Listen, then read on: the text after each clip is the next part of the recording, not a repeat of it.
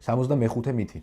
ორ კვერცხზე მეტი სჭამა არ შეიძლება ქოლესტერინის გამო. ჯანმრთელ ადამიანებში დიეტიდან მიღებული ქოლესტერინი არ არის მავნებელი და სისხლში ქოლესტერინის რაოდენობაზე ძალიან ბევრი სხვა ფაქტორი მოქმედებს. შემდეგი მითი.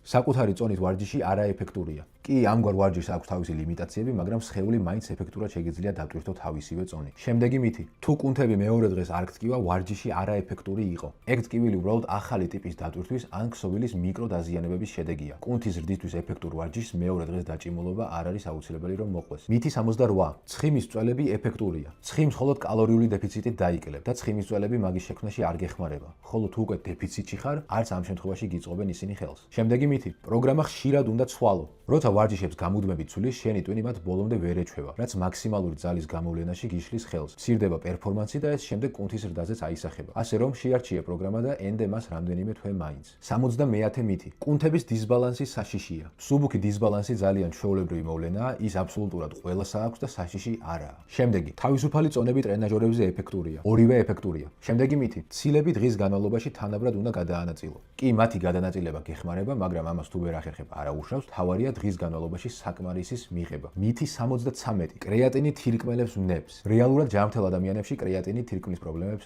არ იწვევს. გადავიდეთ შემდეგზე. დიდი კუნთები უდრის მეტ ძალას. კი, თუ კუნთი ზომაში იზრდება მისი ძალის გამოვლენის პოტენციალიც, მაგრამ ძალა სხვა ბევრ ფაქტორზეცაა დამოკიდებული, როგორიცაა ნერვული სისტემის ადაპტაციები, ყესებისა და სხვა შემაერთებელი ქსოვილების მზადყოფნა და სავარჯიშო სტილის სპეციფიკა.